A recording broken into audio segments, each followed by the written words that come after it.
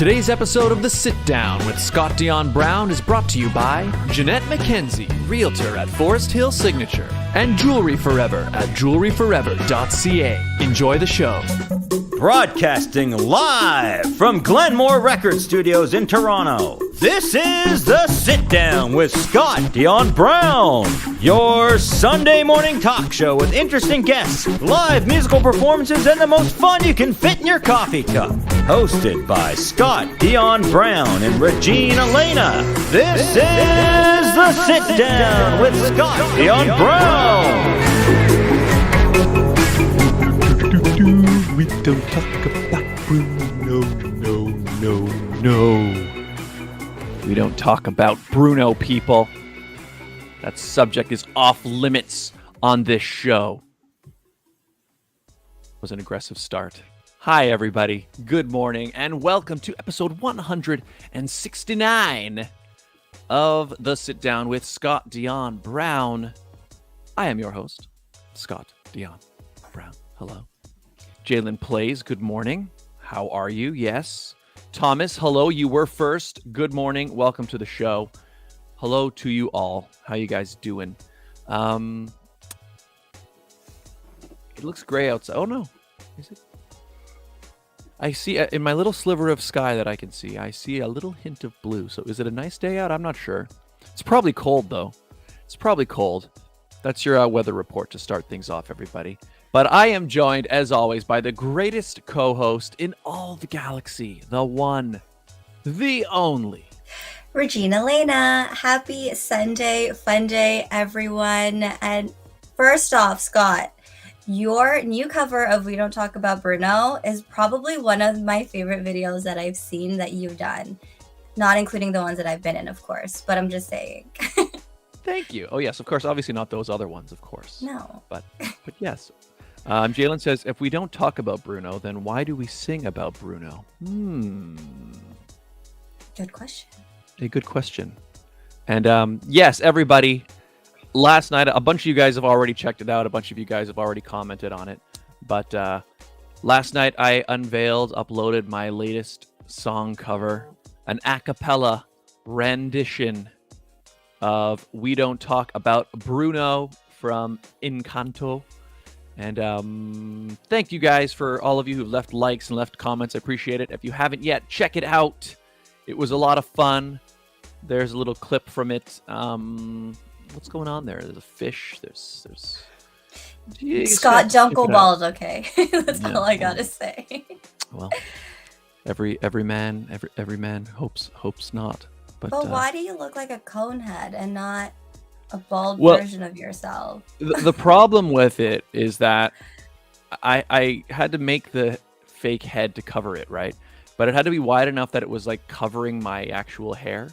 Mm-hmm. So when you see it, it's like it's bigger than my head actually grows. So, that's just how that goes. Well done. But check it out. Oh yeah, Jalen Plays left a comment. Thanks, Jalen Plays. Yeah, so check it out. We Don't Talk About Bruno. It was many hours of editing, a couple very, very late nights. So I'm quite happy with how it turned out. Please check it out. And thank you if you already have. Yes, check it out. But you know what we do talk about on this show a lot is Galaxy. We do. And we're going to talk about it more today, Regine. Yes, we are. We've been talking about Galaxy since 2018. Do you realize that? That's when I signed up for the first year. And we refer to Galaxy every episode in the intro. It's why, for example, Regine is the greatest co-host in the galaxy. That's where it comes from. But hello, Cy Piano. Hi there. Welcome to the show. We're just about to introduce our guest. That is Sarah Edmonds. Hello, Sarah, all the way from Sudbury. Oh, hello. Well, then she's probably familiar with our guest, but let's get everybody who, if you're not familiar, I've got a bio for her here. Ladies and gentlemen, our guest today is a pageant OG with 13 years in the industry. She was one of the Galaxy Corona Queens and is now the newly titled Miss Galaxy Wales 2022, and due to be competing this summer for Miss Galaxy International. She is a co-host on the Pageant Project's weekly podcast and can also be seen on her own show, The Royalty, on American Pageant Network VIP. She's also known as the pageant stylist, a fashion stylist specifically for pageantry. She has not only dressed pageant royalty, but has also created looks for members of the British royal family. Ooh. Cool. Ladies and gentlemen, please give a warm sit-down welcome to Dani Latimer.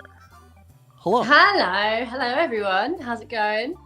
Hello, welcome. What time is it first off in Wales right now? Because it's 11 our time, EST. It is just gone 4 p.m. here. Well, good So afternoon. Not too bad. Yes, good afternoon. Welcome. Yeah, it's worse when we have people from the West Coast because they have to get up really early to be on the show, so it's a little bit easier. But welcome to the show, Dani. And Thank you for having me. yeah, how are you doing? I'm doing really good actually. Life is busy, not gonna lie. I have just this morning driven back from London to Wales. For those that are not familiar, I'm originally from London, but I live in Wales, which is a separate country, and it's about a 3.5-hour drive. So I've had 3.5 hours of driving this morning. So, but I am ready. I am ready to take the sit down on. I've been looking forward to it my entire drive here. Well, I've been looking forward to it all week. Dani and I first off, I love how you called yourself one of the Corona Queens because it's so true.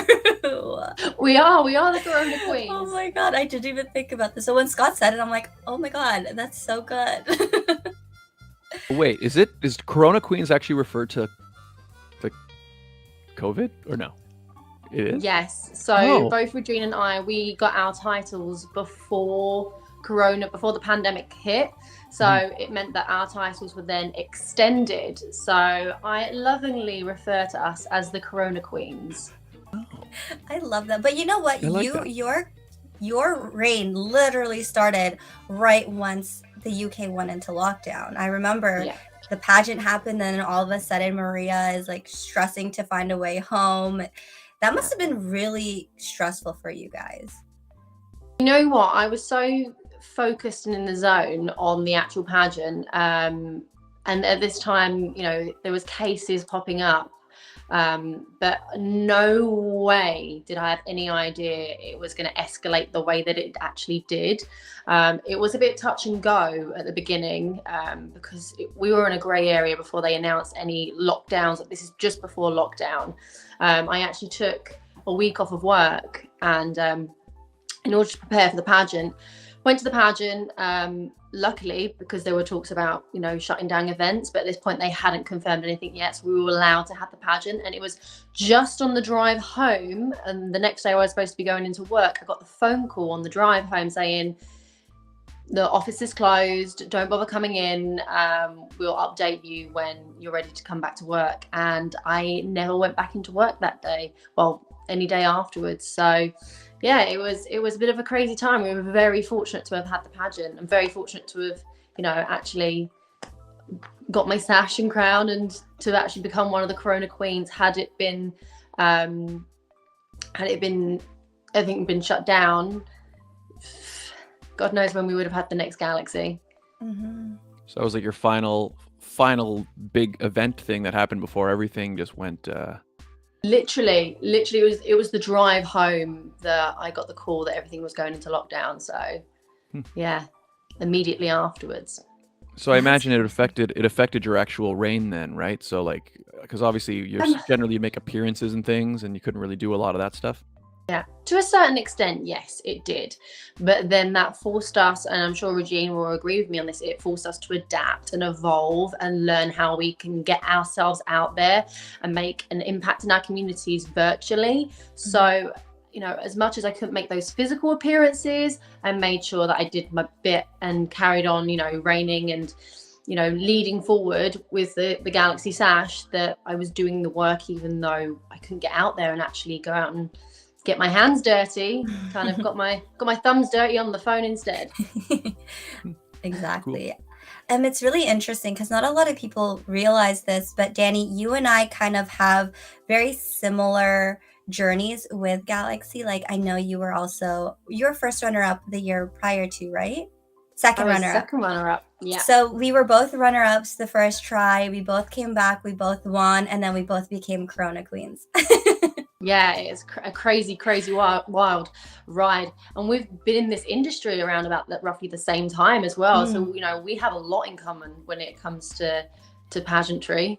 Yes, it's wild. And so when people are like, I remember when Cindy made the announcement, or the decision that we were going to change our titles, and I was then moving into a new division. I remember my mom, she's like, so she's not your competition anymore, talking about you. And I was just like, yes, Mom. Oh, Mom. She's probably watching. No, but I try and approach pageantry. After you've been in it for so long, you stop seeing people as competition. You start seeing as you're competing with. I don't ever like it when people go, I'm competing against this person, or when people come up to me and go, who do you see as competition? And I'm like these are my new friends. This is my new family. This is not I don't see it as a negative thing or anyone that's in my category. So I am my own competition. I am my own competition. That's the way I see it. Because if you start looking left and right, you can't focus forward. Exactly. Yeah, we've talked about that before on the show about pageants, because there's this perception, and maybe it exists in some, but there's this perception that it's a very you're all kind of against each other, But it does. Oh yeah, sorry. Yeah, go ahead. Oh, sorry, I interrupted you, but there is an element of that. Some people don't know how to go about a competition, absolutely. But you do have to remind yourself every now and then, this is just a hobby. This is just for fun. We're doing this because we enjoy this. This is our escapism, and we're doing a good thing here. Don't get wrapped up in the crown, because as soon as you do that, that's your downfall. Yeah, makes sense. And yeah, exactly. And what we found largely is when I've been in one pageant and also hosted a few, and a reigning title holder. Yes, forever, exactly. but what I found is the actual experience of going through it. Yeah, the other candidates tend to become. It always for me felt more like doing a theater show where you're kind of a cast together. Because you've learned this choreography together, and you're walking, and it's more like you're all backstage. Okay, you're going, And so on the night, it really doesn't feel like a competition. It feels more like you're working together to put the show on, and then somebody's gonna get a crown at the end. But yeah. But trust me, I've been in many shows, and I have not been the receiver of many crowns. So I kind of come from that mentality where when you've been the biggest loser, like me. Winning the crown is just a bonus. Mm-hmm. Yeah, it's about I feel you. the experience of being there. Exactly. Absolutely. Hey, Abigail McIntosh is here. Hello, welcome to the show. Hello. And Night Wolf is here as well. What's going on, Night Wolf? Hi, Scott. Above and beyond yesterday. What's Night Wolf doing up? It's the morning there, right? Yeah, it depends. Yeah, he's up at. It depends what time zone, but it's probably around 11 a.m. Yeah. So Night Wolf is spelled KNI, not NI. Oh, yes. GHT. Yeah. Okay. Night, yes. Different night. Exactly. Yeah, welcome to the show, guys. We are here with Dani Latimer. Tell us, so you are also a co-host on the Pageant Project's weekly podcast. Yes. Tell us about that. It's been so much fun. I love podcasting. We've taken a little hiatus recently. We're all working on our things, but we will be coming back eventually once we've had a nice little refresher. I mustn't lie, I have enjoyed having my Mondays back, which has been amazing, but it just means that I take on more work. I can't not be busy. But I've learned so much about myself. My public speaking has improved tremendously. I'm someone that has dyslexia and had the biggest fear of public speaking, because I don't know if you know dyslexia, we think in 4D. We use visualization, we think in words, we think our minds are all over the place. This is why we mix up our words. So I have grown so much being a podcast co-host, and yeah, it's so much fun. It's a kind of similar setup to this, where we have guests on and we have a little chat and a catch up, learning more about them. But it's not anything serious. It's very goofy, and we talk about pageantry, even though it's the Pageant Project. Even I can't even say it. All the P's. We talk about pageants about 5% of the time. The rest is just jibber jabber. I feel like that's one of the like best this show. podcasts are. Yeah, you don't know where it's gonna go. You just kind of chat. You just see where where the conversation goes. That's cool. And yeah, I can see how that's good. It helps with public speaking. Yeah, I think it just sort of forces you to, when you sit for hours and hours and just sort of talking on camera, it's definitely good for that type of thing. Like I've noticed now, even if I watch earlier episodes, compared to like don't ever watch earlier episodes. Don't do it. Because it's like, wow, I've just I've come a long way. Yeah, you have grown in this process. I don't like watching earlier, like even with the pageant sit down, I don't like watching earlier episodes because I tend to just nitpick at what I could have done better rather than seeing where we are now. And so I've made it that I stop watching episode 1, 2, and 3 and just look at last week's episode instead. Yeah, that's the best way. Yeah. Since you grow and you change, and it's where you came from, Regine. I came from here actually, and then I moved that way. Yeah, exactly. Yeah. So you are also a fashion stylist specifically for pageantry, right? You have you are the pageant stylist. Tell us about that, because I also want to know. I mean, you've dressed pageant royalty and also members of the British royal family. So tell us about that. I have, yes. So, oh gosh, during lockdown, obviously, I mentioned I lost my job, and that made me reflect where my skills lay at and where my dreams are. And I've always wanted to combine my love for fashion and styling and my skills that I've gained there and incorporate that into the pageant world and try and give back as much as I can. My sole purpose on this planet is making women, particularly women, feel incredible. We suffer with so much self-esteem issues, and I feel it within my bones that dressing, the power and art form of dressing in the morning, can set you up for a phenomenal day. Now, I just it just goes so well, because as queens, we want to show up and want to be the best versions of ourselves. So if I can do that with the skills that I have, I thought, right, let's make it into a baby business. We'll see how it goes. I know it's a new concept. There hasn't been anything like it. There have been like coaches and I don't know, mainly pageant coaches out there, which is amazing, which some of them do offer, help with dressing, but no one specifically in the pageant industry was helping anyone down to the nitty gritty of what kind of manicure do I have, what kind of pedicure, what kind of, earrings, what kind of hairstyle, makeup, I go down to every single fine detail so that every single one of my clients looks, and not only looks phenomenal, but feels phenomenal. There's so much power in dressing. So yeah, started it in 2020 and we're going strong now.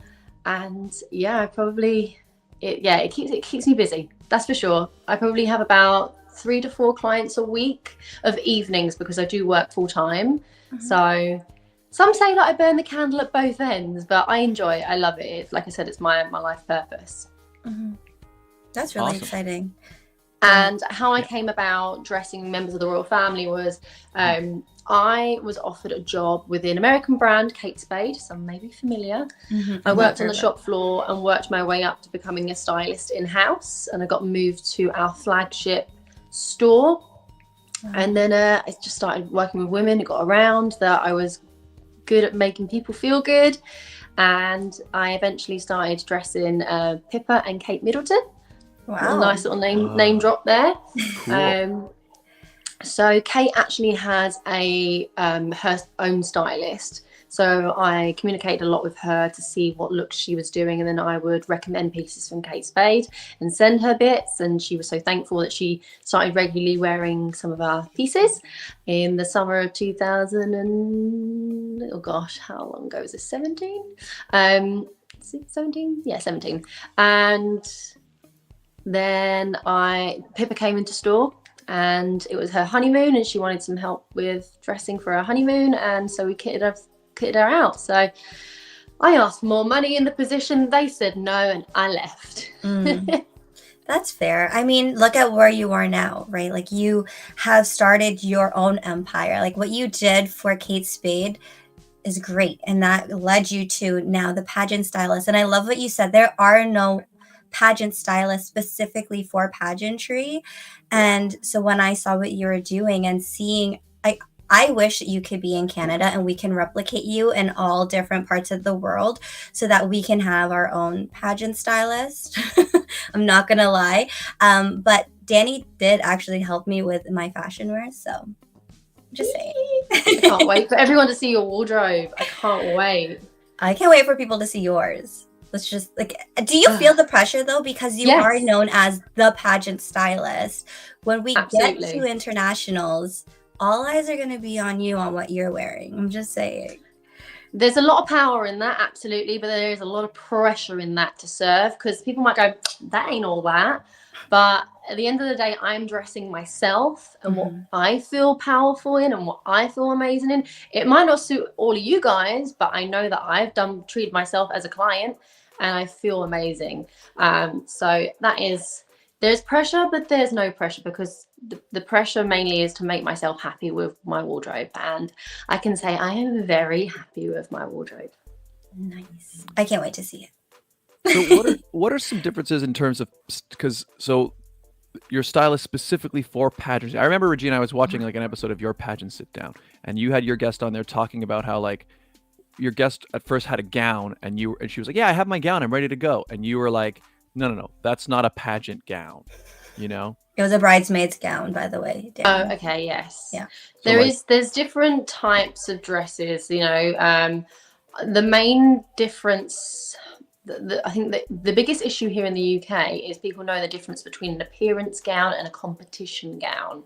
A competition gown is something that is, you know, something that's going to suit you down to a T. The cut of the gown is so important. You're going to need to know, you want to highlight your best assets. Say, for example, you got a great tushy. We want it to be fitted around the tushy if your tushy's great. If you've got, you know, nice shoulders, you want them to be out, you know. So find your favorite parts of your body and find a way to celebrate that with the gown. People tend to forget that because they tend to look just at dresses and instead of looking at themselves and seeing what would suit them. Also bearing in mind your colorings. And also you want it to be a wow moment. When someone walks out, you want the reaction to be like, wow. So, you know, you want a little bit of drama in there. So there's a lot of people now wearing competition gowns to appearance events. And and what I would say a competition gown is, it may have a longer train. So when you go to an appearance and your gown has a long old train, you better bet that everyone's going to be stepping on that train. So yeah, knowing the difference. It really, because some girls show me a gown, they're like, I'm wearing it to this appearance. I'm like, girl, that gown is way too good for that appearance. So you can be overdressed as well as underdressed. 100%. That makes sense. See, that's a cool approach. And I think I can feel like that would be very helpful to people, because you do have somebody, like I remember even watching, it's kind of related, you know, the show Say Yes to the Dress. You know, where Yes. I've seen some episodes of that. But Why like, are you watching that show? I mean, it was more honestly, it was my girlfriend was watching it, but I sat with her. Sure. But I can't deny that like Yeah. I was enjoying myself too. I did like We what I believe was that. watching. I could have left the room, You could have. but I did. You could have left the room and turned the TV off, because you were not sitting with your girlfriend watching that show. Maybe. But Relax. it's good. No comment, everybody. But the thing I remember is that there would be a lot of times where like brides, they would go in with like a dress style already in mind, just because maybe they saw it somewhere, or they saw like, yeah, it's got to be this, it's got to be the mermaid tail or whatever, right? but then they don't think in terms of like what actually suits themselves, right? Yes. And I guess when I think a lot of you people can see a dress. I'm sorry, I butted in. I got really bad at that. No, do it. Oh no, it's fine. There's a delay, and then you go ahead. Thing is, when you see a dress on someone else, you may not be as tall as them. You know, you may not be, you know, that's gonna look great on that person, but then you have to look at you and see, you know, is this going to be a good match? Is this going to highlight my best features? Because something may look great in a photograph, but as soon as you put it on your body, it's not going to fit the same. It's not going to look the same. And you have to be realistic in that. So I always say, find your best feature and dress around that. If you've got a tiny little waist, have that cinched in, girl. Show off that tiny little waist. But I know what it's like for women that shop for bridal gowns. They do have this kind of fantasy, and we all, and pageant girls have this type of fantasy. We want this type of gown, but you know, you have to stay in the real world and know what suits you.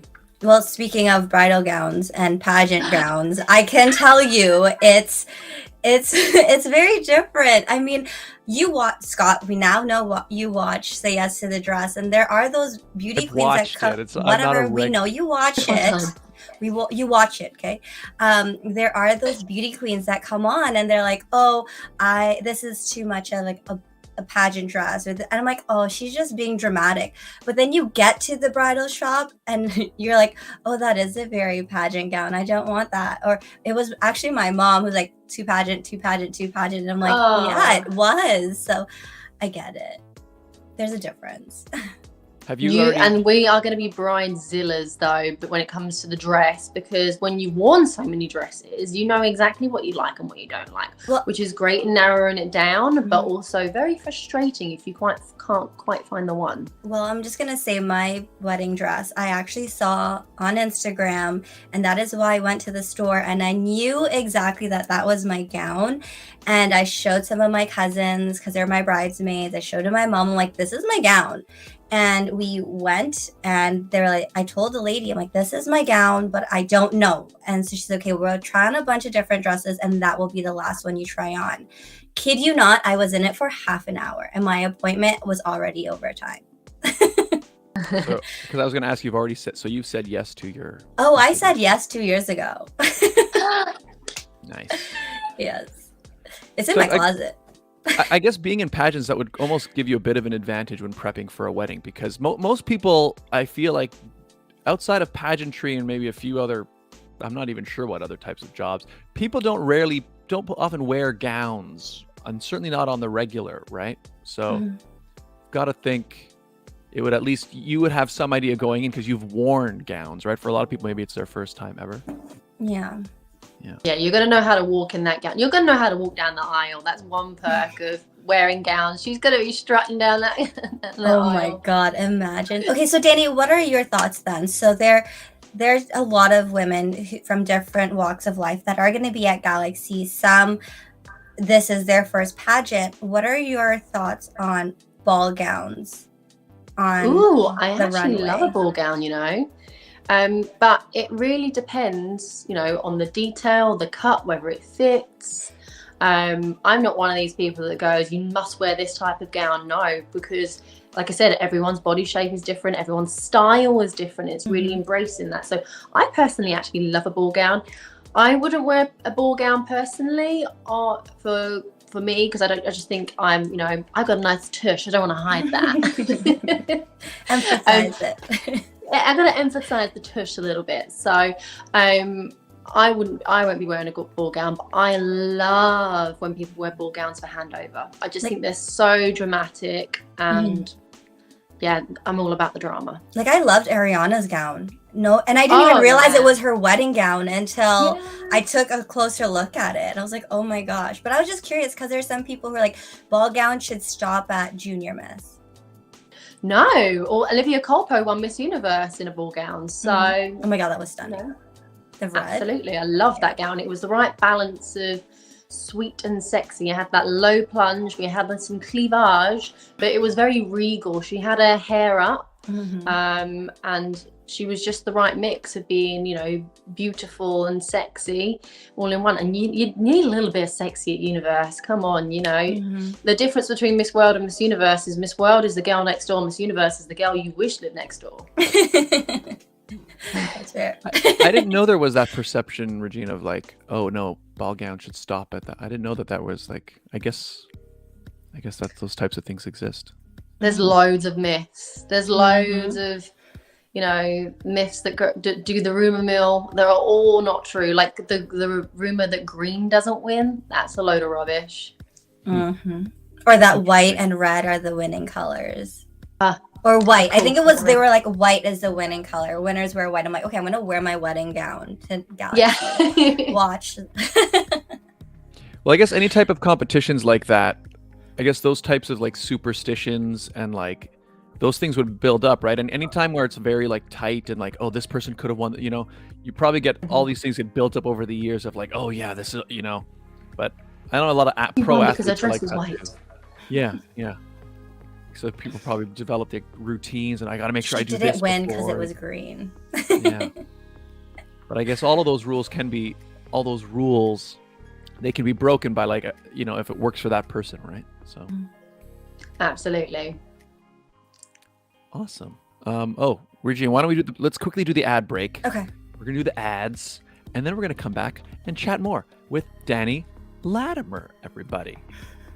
People, today's episode of the Sit Down with Scott Dion Brown is brought to you by the following fantastic advertisers. They make the show possible, ladies and gentlemen. So here they are. The Toronto real estate market is growing and changing every day. In these challenging times, you need someone in your corner. Jeanette McKenzie, Realtor at Forest Hill Signature, is committed to looking out for you.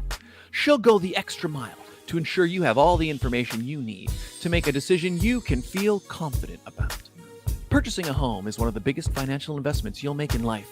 Don't leave it to chance. Call Jeanette McKenzie at Forest Hill Signature. She's my realtor, and she could be yours. Call today at 416-523-0408 or email at jmckenziehomes@gmail.com. Jewelry forever. Conveniently located at CF Markville Shopping Center on 5000 Highway 7 East Markham, they do custom-made jewelry, repairs, and change watch batteries, all done on site. Jerry over at Jewelry Forever is an absolute artist.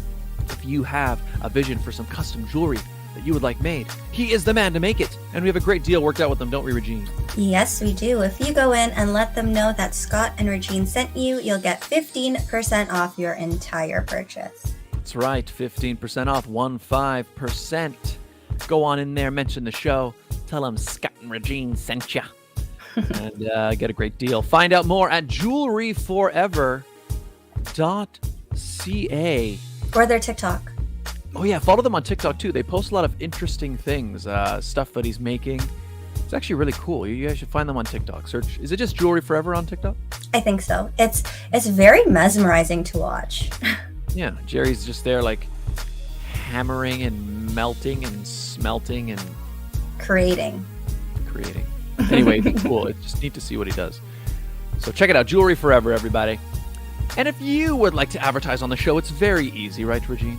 It's simple. All you guys have to do is email us at radioshowad, that's radioshowad@gmail.com. That's right. We do this show live every week, people. And we do the ads live every week. What does that mean? It means that you can personalize them week to week. Do you have an event, a sale, something happening at a particular time in a particular place? You let us know. We let your potential client base know in real time. It's an amazing way to build a brand new relationship with a brand new audience. Get in touch. Radio Show Ad, Radio Show AD @gmail.com. And we're back. Welcome, everybody. I mean, we didn't go anywhere, but you couldn't see us because you were looking at the ads. But we are back with Dani Latimer, who is the newly titled Miss Galaxy Wales 2022. And Abigail and Nightwolf have been talking about a bunch of stuff. Talking about who makes the best orange juice. Very nice. Jalen Plays is eating pizza right now. Great. I hope you brought enough for all of us. Nice. And sounds like a party. Yeah, sounds like a party. So, sorry, Regine, go ahead. No worries. I was going to just jump in and ask Dani. So for 2 years, you were wearing UK around your chest. Now it's Wales. What is it like for you to be wearing your new title? Oh my goodness. So a lot of people were like, oh, like they must feel that the UK obviously combines England, Scotland, Wales, and Northern Ireland. And because now I'm representing the country, I think they were fearful. They were worried for myself to be feeling like I was being demoted. I, however, feel the opposite. The Welsh people are so patriotic. I now feel that I have more of a sense of an identity. UK is so broad, and it was a phenomenal, year and a half representing the UK. But I do feel in my element representing Wales. I just so proud to be wearing, the Welsh title and to be the red dragon at Galaxy. I can do the best Welsh accent. If you want me to say anything in Welsh, say our name in Welsh. I can't speak well. I'm learning Welsh. It's awful. It's like Elvish. For anyone that's tried to learn Welsh, it sounds just like the Lord of the Rings language. I can't, however, quite get the knack of it, but I can do a very good Welsh accent. So would you like me to say anything in Welsh? No. Welsh accent, absolutely. I love it. Cool. I can't. I've tried to do because I'm an actor as well, and I want to try to learn accents, because sometimes you get auditions and they're like, oh, we want I had to do an audition a while ago. They wanted what do they call it? Did they say something London accent? But it was Cockney. It wasn't Cockney. No, it was just I can't remember what the word they used. But anyway, I didn't get the part. But can we hear an attempt? No, I'm just. I feel like it's too much pressure. Yeah. But I found I was watching something on TV, and there was the announcer was from Wales, and I think that was the first time I heard the accent, and I couldn't. I was trying to copy him, but I couldn't. It was too hard for me. It's I'm submerged in it here, so you kind of pick it up. I'm naturally pretty good at accents, though, so sometimes when I'm put on the spot, maybe not, but when I'm really relaxed, maybe after I've had a beverage, all of the accents come out. So yeah, languages not so good, accents I can hold my own. So nice. Because you're from London and you moved to Wales and people hear you talk, do they question where you're from? You know what? In Cardiff, I live 20 minutes outside of the city centre of Wales. So in Cardiff, it's real metropolitan. Everyone's from all different walks of life. And there's a lot of Londoners here, actually. So no one ever says to me, oh, you're not from around here or anything like that. But yeah, sometimes when I call people, because I work for a very Welsh company, and I'll call the phone, and now they've got used to the Cockney accent coming through the blower. Then every now and then I'll have to explain my slang, because where I'm from the East End of London, so technically I am a Cockney. I can do this is a watered down version of the Cockney accent. I'll have you know, this is very more smooth in comparison, but I do have a Cockney twang, but I do have the slang, so sometimes I forget that I'm speaking in slang, and so I have to translate to some of their clients. But other than that, no, I think everyone's kind of very accepting, and yeah, so we're all from different places here, so I don't stick out like a sore thumb, thank goodness. Love that. Cool. I've always found interesting how in the UK you can really pinpoint, and sometimes very specifically, where somebody's from based on the accent they have. We have that in Canada to an extent, but it's much, I don't know, it's more prevalent here. You've only got to go a mile down the road and someone has a different accent, and I think that's why I'm pretty good at accents, because I'm very good at listening at people's accents and knowing whereabouts geographically they're from. But yeah, you can be from London, but I can tell when someone's from the northeast, south, or west just from listening in on a conversation. It's interesting you say that, because I used to work for a British company, and whenever someone from, whether it be London or it's anywhere in England or Ireland or anywhere in the UK, and they come to Canada to our head office, they'll start chatting and they're like, oh, you're from this part or you're from that part. And I'm just like, how the hell did you figure that out? Yeah. Yeah, we have like little twangs and mannerisms. We have like little sub communities all around the UK. We all have our own things. That's So awesome. when you pick up on someone that says a certain word a certain way, you know that they're from this little suburb. That's Learn cool. something new. I like that. 'Cause I'm trying to think, like in Toronto, actually, you know what? I remember I was on TikTok a while ago, and I guess TikTok is very, like the algorithm builds something for you, right? So like I get a lot of Toronto TikTok stuff as well. I remember I saw a video of a guy and it was like somebody from Toronto talking, right? And they were doing this accent that I'm like, that's a Toronto accent? Like Toronto mans? That's a whole other. Yeah. No, that's but- not even a thing. But the thing is, I remember hearing that, like, there was a kid who grew up down the street from me who spoke like that, but I never thought of it as a Toronto accent, but I guess it is, because it's kind of like there's almost like a bit of a Caribbean influence to it, which makes sense because there is a lot of Caribbean people in Toronto. I get what you're talking about, the Toronto man slang. It's an actual thing. Hey fam. Stop. Don't try. Please don't try or I'm gonna get off the call. Don't. You're gonna lose a subscriber. I can't really use it. Don't.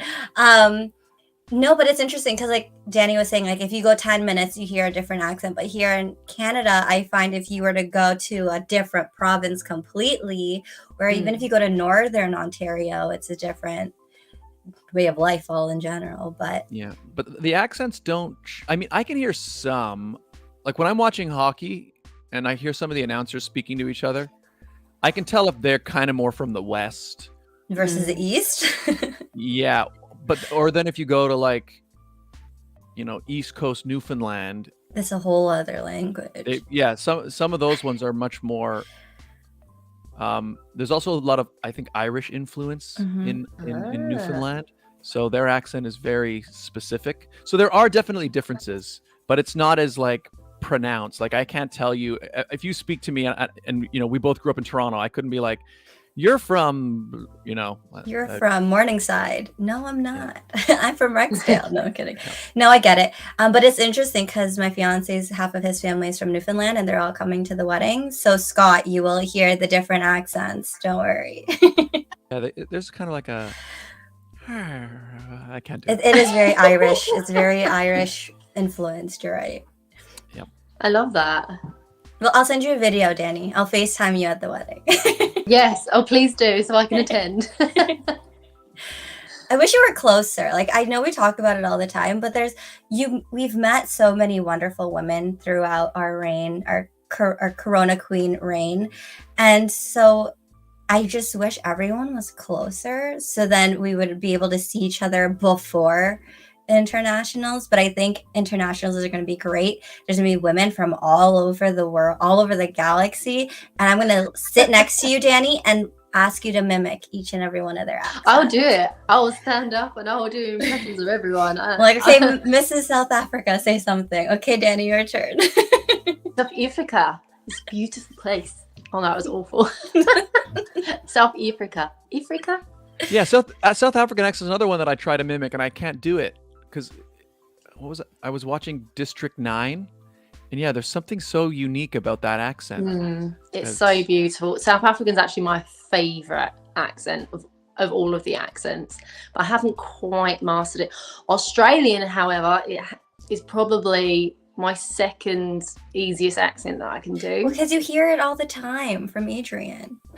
But Adrian doesn't have an Australian accent. He's the posh Australian. Oh. It's very like his accent's very smoothed out. It's like he's Australian, but like he's not like, "Good day, mate. Throw another shrimp on the barbie." My old coworker was like that. He is from Australia. He actually moved back to Australia. So when I worked for that British company, I literally heard accents from all over the world.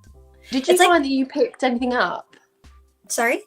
Did you pick any of the accents up? Did you start saying I did, and it's terrible. Like, it's not terrible, but I mean, like, it's just crazy because I do pick up on accents. Like, if I go to, say, Ohio to visit my family, I will pick up on that little twang that they have. I'm like, oh my God, where'd that come from?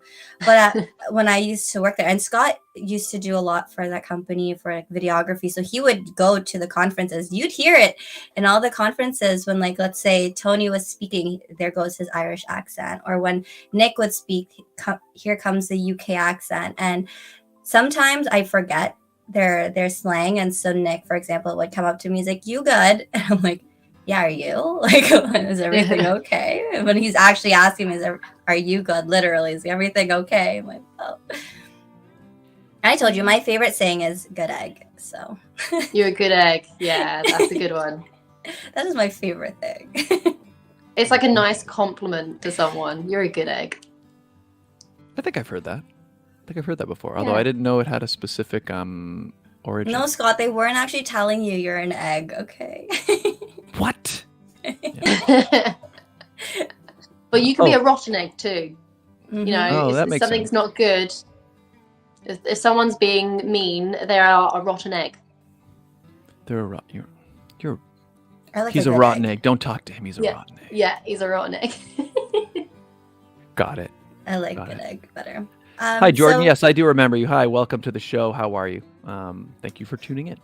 Sorry, Regine, continue. No, it's okay. I was going to say, so Dani, Scott, and I have both really enjoyed watching cringeworthy love reality TV shows. And he's watching Tinder Swindler. I haven't watched it yet. Stop. Like, you need to. You're so behind. I just finished Love is Blind 2, okay? Like, that took up most of my time. I haven't watched that yet. I was telling Scott that you had dipped your toes into reality TV as well. Oh, gosh. We're going to go there. We are. We're going there. Yes. So I was on a TV show here. It was quite big here in the UK. It's called Take Me Out. You have a panel of 30 women, and we have this lift that brings a lovely gentleman down, and each lovely lady has a light in front of them, and if they like the person that's presented in front of them, they keep their light on, and if you are not a fan of the person in front of you, or you're not attracted, then you turn your light off. So it's quite a big show here. It can be quite brutal, I suppose, for the male ego, but it was a good laugh. I felt like I was on a hen do because I was around 29 other women. There's more than that because the aim is to get dates, obviously, have a match. So there would be 4 gentlemen per show, and obviously you would hope that all 4 get dates. Doesn't always happen, unfortunately. Sometimes there is a blackout. But it was quite a big show. I was on it in 2015, so quite some time ago, but it was a good laugh. I highly recommend that show. It was a nice enough show that I don't know if you guys are familiar with Love Island. Do you have Love Island over that way? It's a big show that will catapult anyone to major fame overnight. Take Me Out isn't like that. It's more kind of lighthearted, and there's way more people involved. So it's nice. I can go about and live my life as a regular person afterwards. But yeah, I very much enjoyed it. I did get a date. I went to the Isle of Fernandos, which turns out to be Tenerife. We dated for 3 months afterwards. Turned out we were not compatible. And then I started dating someone else from the show. There you go. That's what I was going to ask if it actually, I mean, that's, it didn't work that, but 3 months is, so it was like a real, like you actually. Yeah. Cool. That's that is kind of harsh. Like, I'm gonna turn my light off now. Thank you. It's like X Factor, kind of, where you press the button if you. Is that X Factor? Or is that America's Got Talent? Yeah. Where it's like, I don't like you. Goodbye. I felt so mean sometimes, but the way that I approached it is, if I wouldn't approach this guy in a bar, then why would I want to string him along? So the nicest thing to do is turn your light off, and if they ask you, because they have the presenter's like a comedian, he's hilarious, he would come around and ask you for feedback. He'd ask you why you turned your light off, and obviously you need to have a legitimate reason and not be like, I made it so that I was the lowest of blows to the gentleman in front of me, because it's hard for a man. There's been debates about having 30 men and having a female come down and see how a female deals with that. They haven't done that yet. But I tried to be as kind as I could, not to lead anyone on. And I did leave my light on for a couple of guys, and then one of them turned out to be my date. That's awesome. Cool. So that's funny though. Was it Nice. how much of the guy do you see before you, like, are they asking him questions, or is it just you see him, or how did it?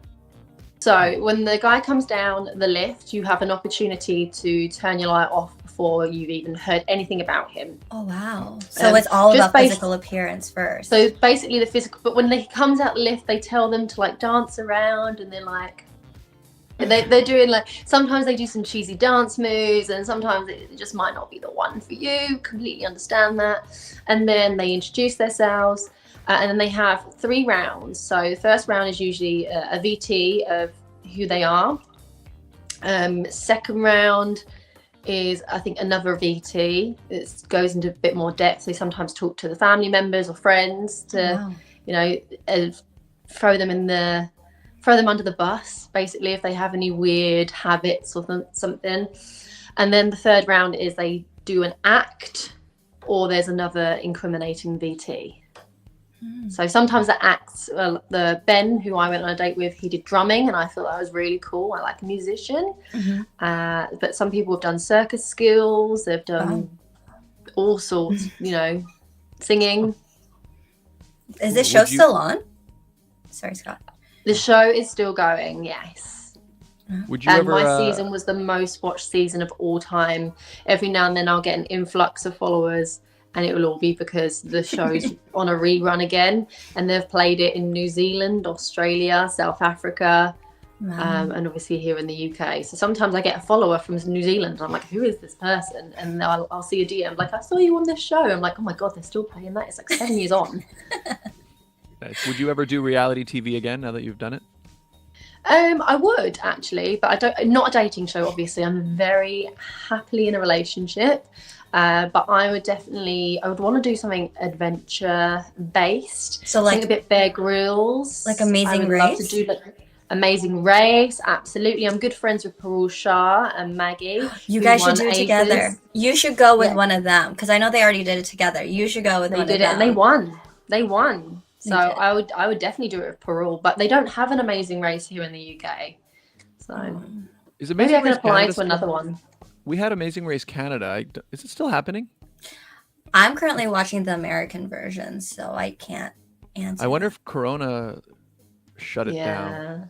So for the American one, they actually did shut it down, but then they brought them all back so that they can continue their leg of the race. I see. But I'm wondering in Canada, like if it's shut down and they just haven't. But let's be real. Any Canadian show that follows an American does not, you know this, you did Canadian Idol. It just does not.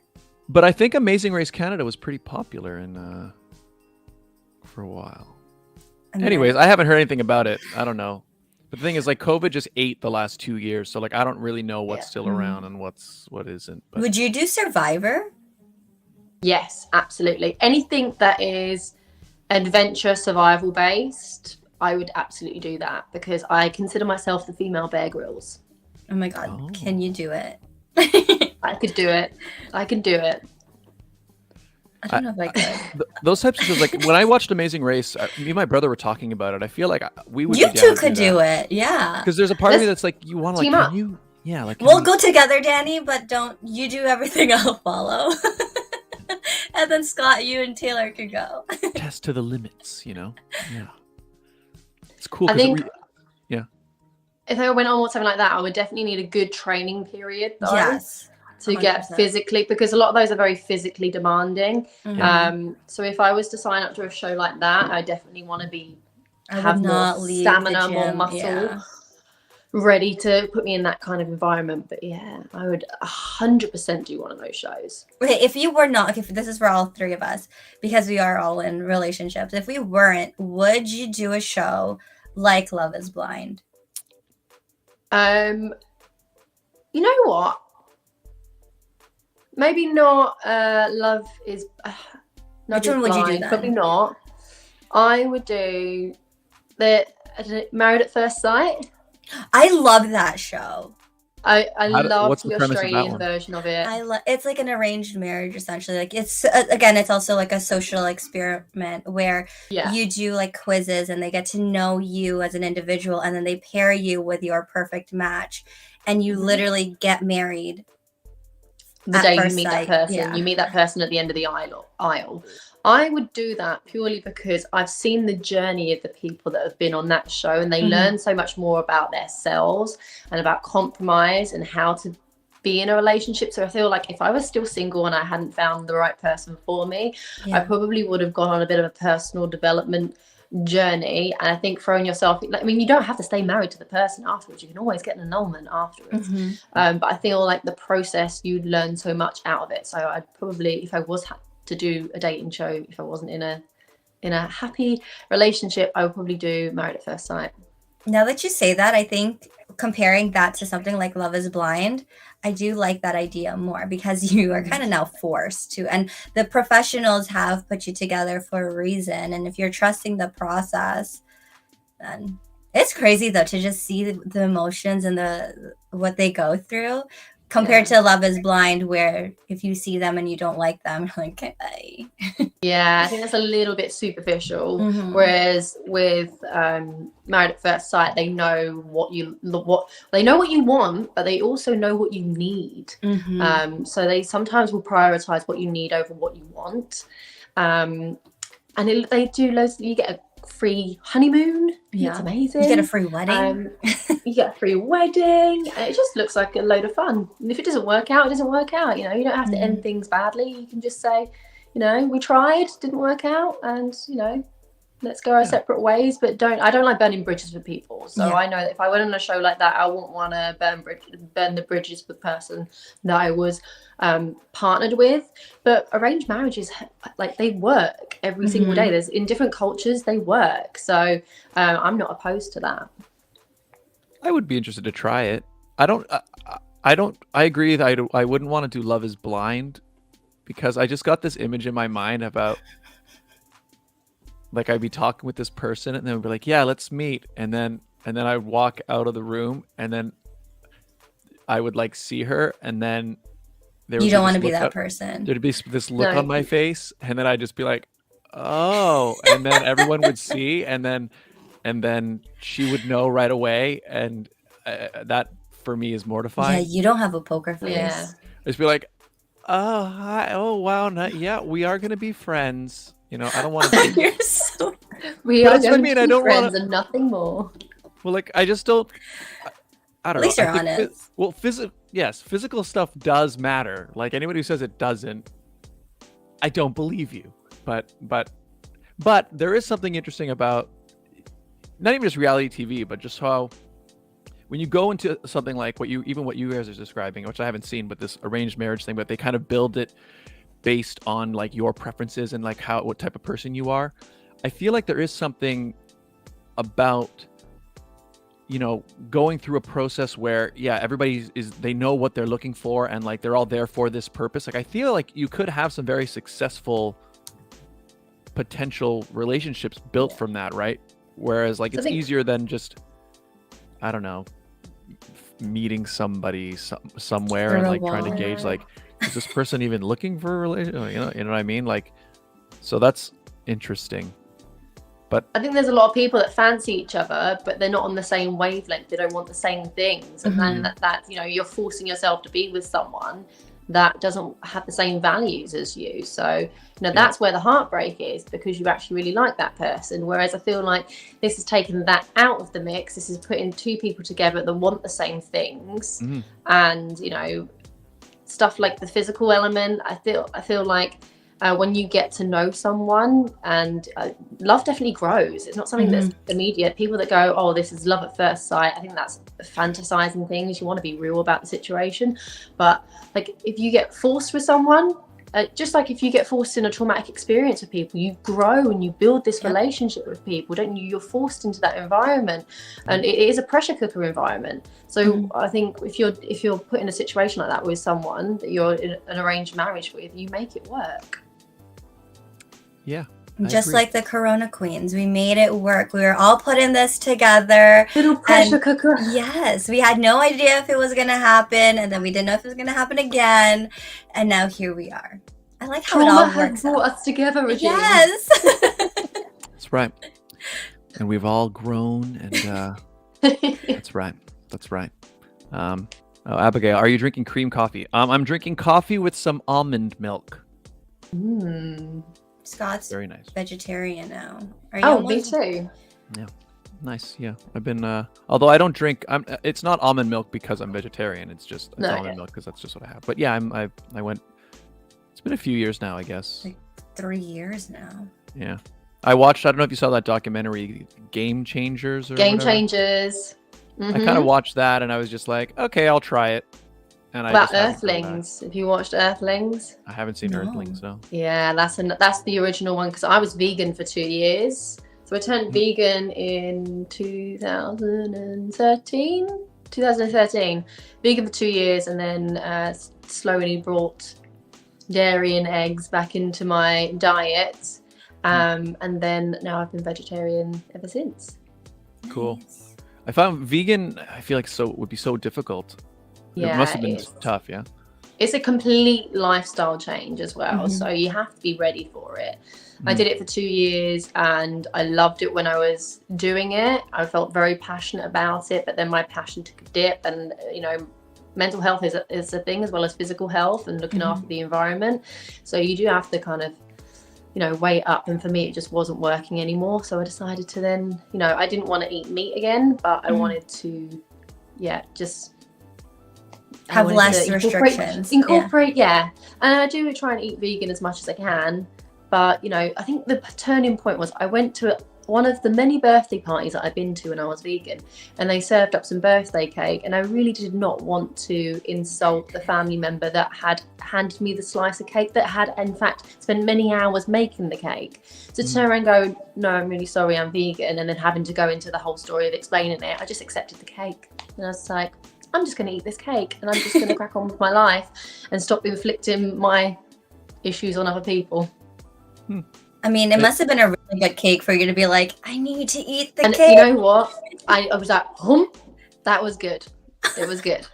And that's when I knew. Because there was both dairy and eggs in that cake. Mhm. So I was like, okay, right. Well, I didn't die. The world didn't die. Everything in moderation.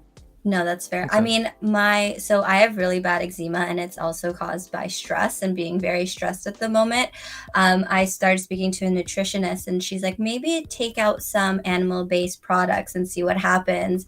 And I did, and I am not even gonna lie, I feel like there has been a change in my skin, so I'm gonna keep at it. Yes, your skin is Interesting. glowing, girl. Thanks. Interesting.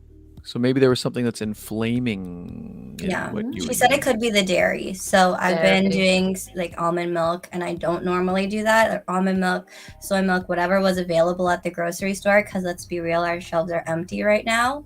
So I just got what I could. And I can't do oat Panic milk. buying? Are people Sorry? panic buying out there still? No, Actually, it's yeah. Oh yeah, no, go ahead. it's Ricky. not that people are panic buying. It's just there's a lot less items available, I guess, from export, or is it importing? What is Really? it? It's import. Have you? Importing. Like I've looked, I don't do my own groceries. I use Instacart, so someone does it for me. But they send me pictures at the grocery store, and they're like, "Oh, this isn't available," and they take a picture of the shelf. Like, which one do you Oh, want? that's And I'm good. like, Oh. "Oh, damn, our grocery shelves are empty."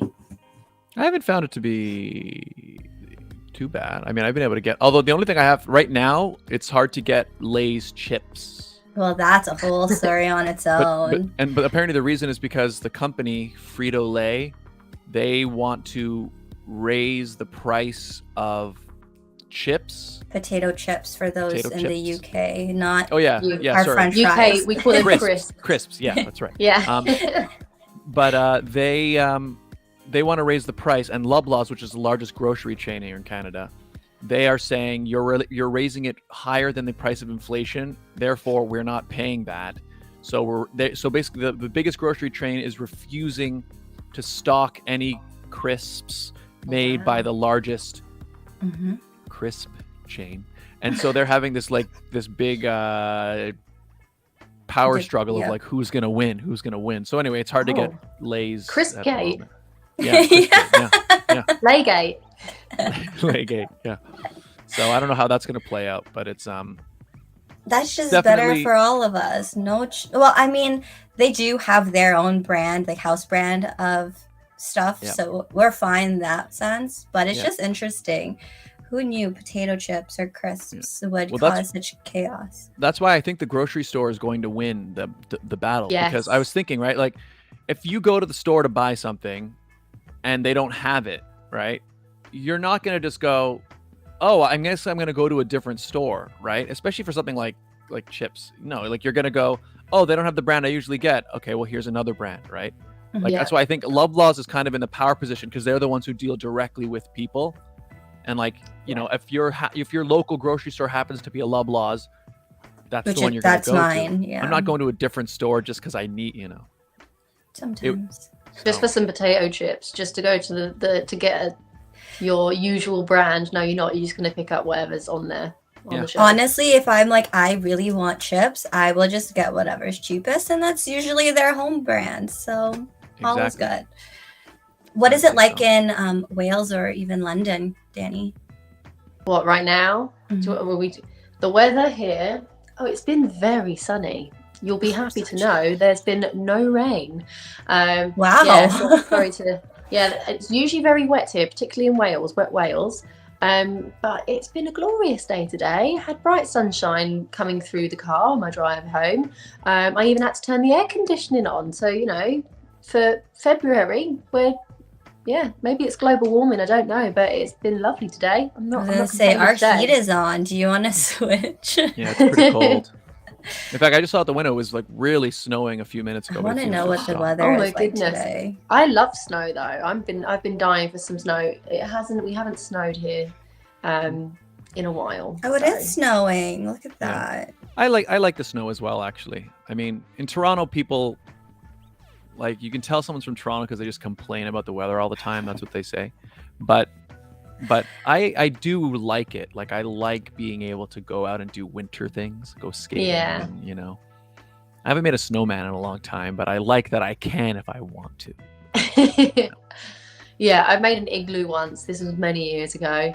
We've obviously not just by myself, with a big group of people. We actually made like a full igloo that we could all go sit in. So Cool. that was fun. To have the option to be able to do that, having it all seasons is definitely a perk. I couldn't live in a place where it was constantly hot.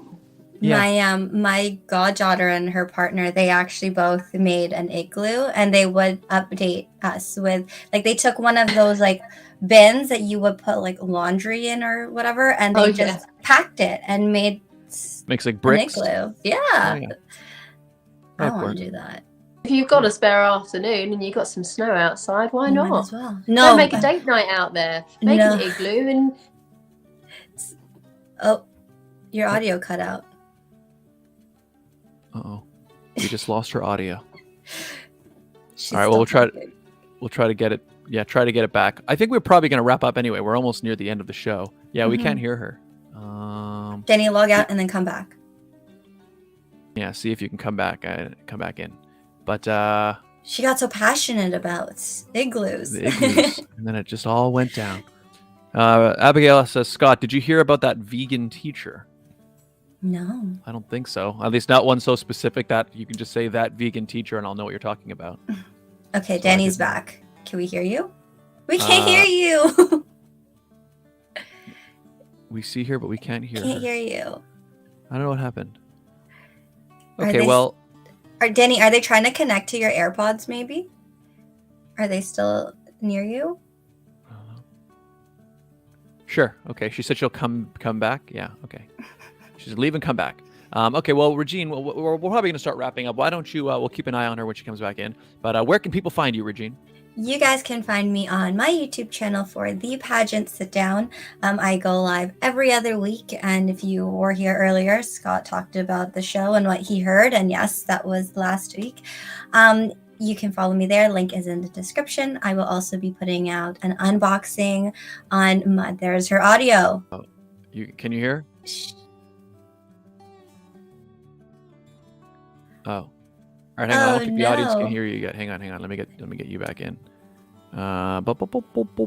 Where is it? Hang on.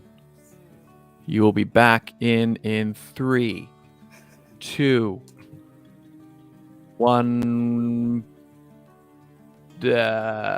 Now people can. There you go. I'm back. There, Sorry she's about that. back. No worries. We were just talking about plugging in the pageant sit down. And so for all of you who are tuned in and you want to learn more about Dani and her experience with pageantry or Scott's pageantry experience, you can also check out his video on my YouTube channel. So make sure you check it out. Yes. And yeah, so Dani, where can people find you social media wise if they want to? Oh, okay. So my everyday social media, which I don't use too much, is Miss Dani Latimer. You'll usually find me over on Ms. Galaxy Wales. That's where I'll be posting all of my pageant related content. I also have the Pageant Stylist Instagram for anyone that needs any help with their styling for their upcoming pageant. And I think I have many more Instagram handles, but I think I'll leave Your it there. photography. Oh yes, my photography. I'm also a photographer. Sweet. So my handle for that is Dani Latimer, and I have some exciting projects coming up soon. And check her out on TikTok. Yes, TikTok on Miss Dani Latimer. Okay, I'll add that one. I have 3 Instagrams there, but I will add TikTok and well, any ones you want me to add actually. I like it. Oh, thank you. I even have a home account. I've She has- considered setting one up for my kittens. Oh. There many. you go. She also Too has a many. YouTube channel. She has royalties. She's got everything. Let's be real. I'm all over the internet. Can't miss me. Nice. All right, we'll get them added down there. Follow her, guys. Links are in the description. Follow Dani and Regine. You were saying where to follow you, so why don't you finish up there? Yes, so like mentioned, follow me on YouTube, link or subscribe to my YouTube channel. Link is in the description. You can also follow me on Instagram, Facebook, Twitter, and TikTok at It's Regine Alaina. If you'd like to follow my journey to the Galaxy International Crown, you can follow me on Facebook and Instagram at Mrs. Galaxy Southern Canada 2022. Where can they find you, Scott? You can find me right here, where you're watching this very video, youtube.com/Scott Dion Brown. You can also follow me on Twitter and Instagram if you want, Scott Dion Brown, right there, or on TikTok at Scott Dion Brown Official. But YouTube is the best place because that's where you get the sit down, and you also get the vlogs, the comedy sketches, and the music. I just uploaded last night at like This morning. Yeah, I guess this morning, it was like 1 a.m. or something, right? Whenever I finished it. Anyways, We Don't Talk About Bruno, my a cappella cover. Check it out. A lot of you guys have already left a comment, but if you haven't yet, give it a listen. I'm very happy with how it turned out. It represents many, many hours and a couple all-nighters of editing, so please check it out. And get that. And it's song really stuck in your head. good. It is so good. Like, if I could be a proud friend right now, this is the moment. Well, you can be a proud friend. just for this video. Just this moment. Just this moment. Just take it in, One time guys. only. All right, thanks. I'll take that, Regine. Thank you. No problem. And, I'm gonna read my comment on your new song. Wait, did you just post it right now? Well, Nightwolf, thank you for subscribing to my channel. I appreciate it. I just saw it as well. Oh, lovely. Perfect. All right. Well, any final thoughts, people, before we say goodbye? Anything, Dani, you'd like to say to our audience before you... Yeah, sure. Thank you for tuning in. Thank you for listening to us babble all about all things to do with pageantry style and dating shows.